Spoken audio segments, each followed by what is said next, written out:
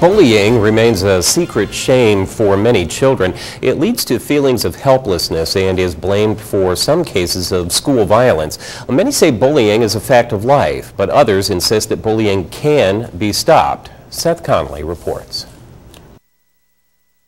The school hallway can be a very lonely place. A lot of times, people who are bullying with words don't realize that they're bullying. I'm sure everybody's been bullied at some point. To many, it seems like harmless fun, a joke that fades away quickly. But to those who have been bullied, life is never the same. It began in the first grade, and it started with name calling. He was a little overweight, so of course they called him fat. They called him stupid. Candy Beard knows what it's like watching a son fade into the dark corners of loneliness. Her son Christopher suffered 7 years at the hands of bullies. They would shove him into lockers. They would knock books out of his hand as he walked down the hallway.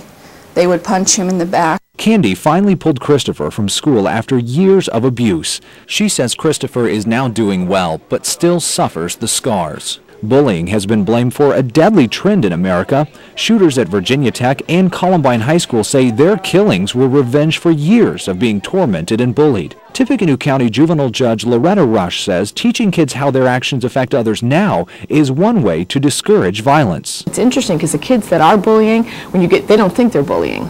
So you really got to get them, you've got to educate them saying that's bullying. You're going down the hallway and jabbing somebody with the shoulder, that's bullying. They're not feeling safe in there. Bullying usually takes 3 forms: physical, verbal, and psychological. Although physical bullying like pushing or hitting can be clearly seen, it's often done in private without teachers around.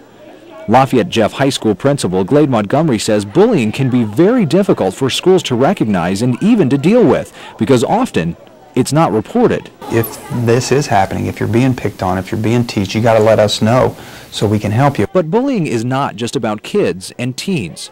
West Lafayette Superintendent Killion says it's a problem for society as a whole. He says violence in video games and on television is partially to blame.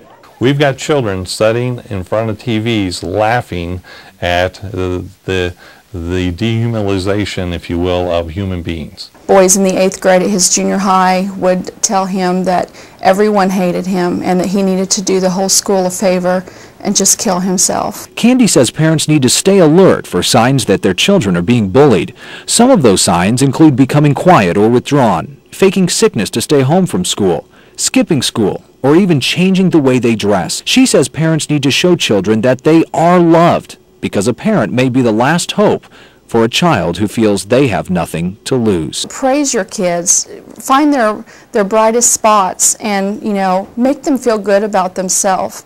Seth Conley, News Channel 18.